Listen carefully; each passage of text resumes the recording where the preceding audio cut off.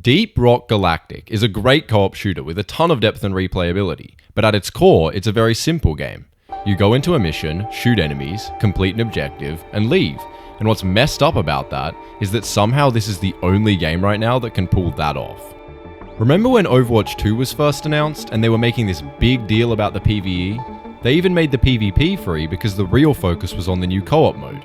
They were saying, we're going to have skill trees that overhaul abilities. We're going to have new maps with weather events and new objectives, new enemies with visual damage states and better, more interactive AI.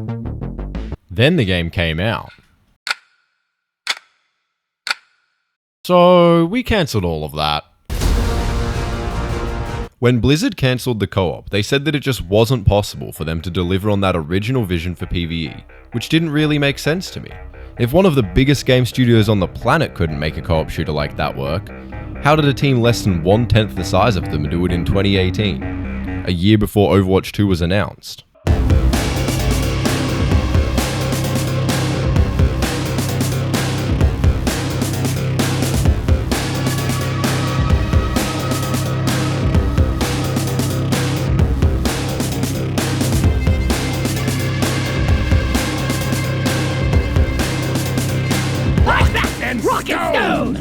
In Deep Rock Galactic, you are a dwarf. But more importantly, you are a wage slave to your corporate overlords. The world of Deep Rock is one of comically extreme capitalism, where you live at your job and nothing is free. Upgrading your company-issued equipment? There's a price for that. Unlocking a new weapon? There's a price for that. In a mission and running out of ammo? Well, I hope you've mined enough nitra, because that supply drop is only coming if you pay for it out of your own pocket. You give so much money to management in this game that when they offer you a promotion, you pay them a bonus. I know that all sounds bad, but what it means is that you really feel the benefit of the resources you mine as you put them back into expanding your arsenal, and your arsenal can get pretty big. When you first load up the game, you are given a choice of 4 classes, and whether you like killing bugs, running away from bugs, letting your turrets kill bugs, or killing your teammates, there's a class for everyone. Each class starts with 2 weapons, with 4 that can be unlocked, making a total of 24 weapons across 4 classes. Which might not sound like a lot, but you gotta understand, these aren't your average 10% faster fire rate versus 5% more damage fake gamer type of guns. These are strictly real gamers gaming type of guns. You got your classics, the machine gun, the shotgun, minigun, and flamethrower. But then you start leveling up and see that you can unlock a guided missile launcher, Mr. Freeze Cannon, goo gun, Tracer's pistols, laser beam, sideways laser beam. Hell, they even got a crossbow. On top of upgrade trees, each gun also has a range of unlockable overclocks, which can do anything from increasing max ammo or reducing bullet spread, to enabling levitation or turning grenades into literal nukes. The name of the game here is Deep Rock Galactic, but they should have called it Deep Variety Too Much Game in this game tick, because holy shit, there is so much stuff in this game and that is not limited to the gear. Each mission shoots you into a cave with 2 objectives, and while secondary objectives are all pretty simple, the 9 primary objectives range pretty wildly in complexity, from kill 2 bosses or mine mineral, to find the broken mules, perform an environment scan, dig up the missing legs, bouncing proximity bar to locate hammer the upgrade module, colonist, follow the wire to the power station, throw the hacking fueling protect the hacking drill, disable the carry fueling door, shoot the corners of the drill and then select the mortars for the collect the data drop. Collect some eggs. That's it. Missions also have a chance to spawn random side objectives, like cargo crates and lost treasure, random mini-bosses, or time challenges that reward you with overclocks. Likewise, they can have up to 3 modifiers that can help, hurt, or just change the mission. My favourites are the rich atmosphere, which makes everything faster, and also makes dwarfs sound like this. Mind your fire, dreadnought cocoon here. Low gravity, and gold bugs, which makes enemies drop gold on death.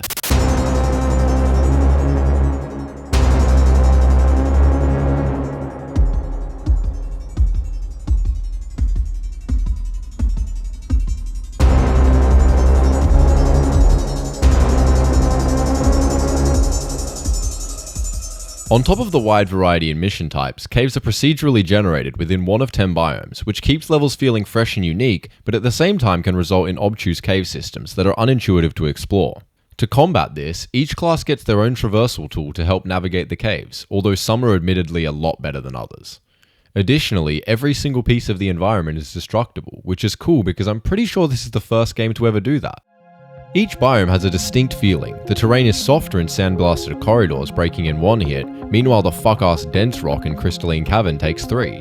You can ice skate in glacial strata, glide in a cave angel in Azure World, get radiation sickness in the exclusion zone, dodge aggressive vines in hollowed bow, or get slogged like a bogged log on a jog through fungus bogs.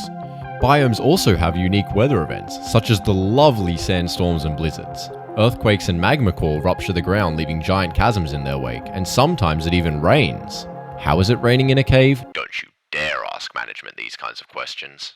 Deep Rock even brings variety to difficulty with hazard levels, and while I have my issues with selectable difficulties, in the context of highly replayable PvE they actually work quite well, giving you a lens to view your progression through.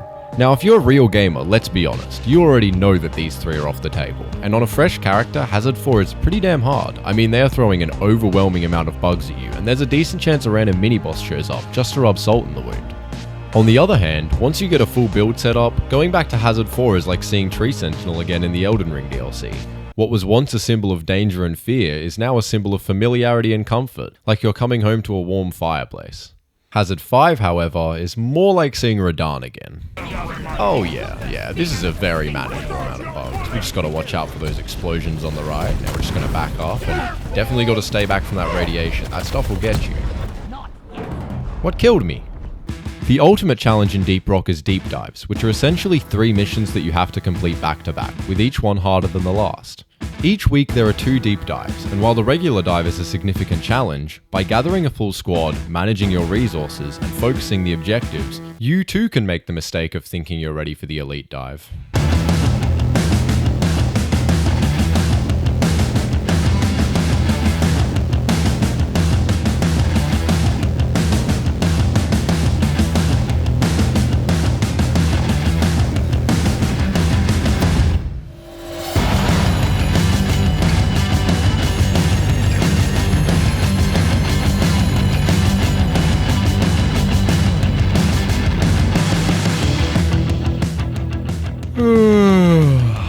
Just a little bit too easy for me. Through and through, this is a co-op game. It was marketed as co-op, it's designed around co-op. So the fact that if you choose to play solo, you get this little guy Bosco who can mine stuff, shoot missiles, and even revive you, perfectly encapsulates what makes Deep Rock so special.